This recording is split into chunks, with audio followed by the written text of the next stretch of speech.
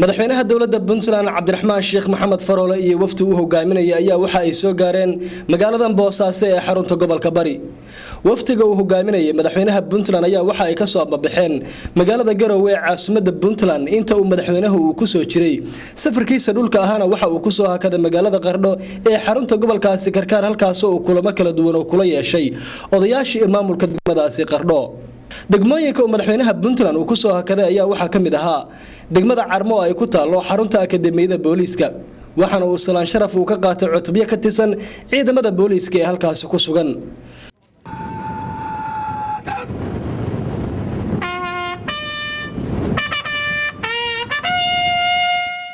duqa degmada Carmo Awad Xuseen Cali oo sameeyay qabanqaabo xoogan oo lagu soo dhaweynayay madaxweynaha Puntland ayaa waxa ay kaga hortageen meel ku jirta dhowr kiiloomitir waxaana uu duqa degmada Carmo uu ka warbixiyay xaaladda degmadaasi iyo xarunta akademiyada iminka sida ay u shaqeynayso. madaxweyne Faroole iyo wafdigu uu hogaaminayay ayaa waxa ay u soo ambabaxeen magaalada Boosaaso ee xarunta gobolka Bari oo si aad loogu soo dhaweeyay waxaana soo dhaweynta wafdiga madaxweynaha ka qayb galay mas'uuliyiinta maamulka gobolka Bari kan degmada Boosaaso ciidamada booliiska iyo kumanaan dadweynaha oo isugu soo baxay wadooyinka Boosaaso. wafdiga madaxweynaha waxa kamid ahaa xubno ka tirsan golihiisa wasiirada iyo saraakiisha madaxtooyada waxaana markii magaalada ay soo gaareen wafdiga madaxweynaha loo gudbiyay xarunta qasriga madaxtooyada ee dhinaca bari ka xigta magaalada Boosaaso. shir jaraa'id madaxweynaha Puntland uu ku qabtay qasriga madaxtooyada ayaa waxa uu u mahadceliyay shacabka reer Boosaaso iyo sida diiran ay u soo dhaweeyeen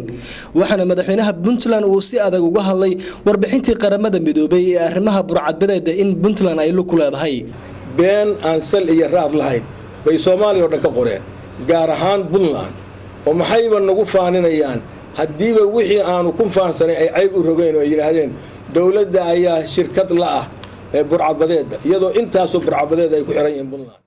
mar uu madaxweynuhu ka hadlay warbixin dhawaan ay soo shaaciyeen guddiga la socodka cunaqabataynta ee hubka ee qaramada midoobay ee International Monitoring Group isagoo ku tilmaamay in ay ahayd warbixin la dhoodhoobay isla markaasina si aad loola beegsaday mas'uuliyiinta Puntland waxaana uu sheegay madaxweynaha Puntland inay ka dambeeyeen rag uu ka mid yahay wasiirka kalluumaysiga ee dawladda ku meel gaarka ee Soomaaliya. in conclusion-ga burca ay ahayd warbixintaas beenta oo xaalad abuurka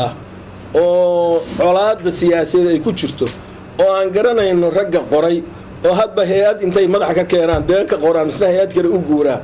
inay yiraahdeen burcadbadeeda laga caawino Somaliland iyo TFG-da oo aan malaynayo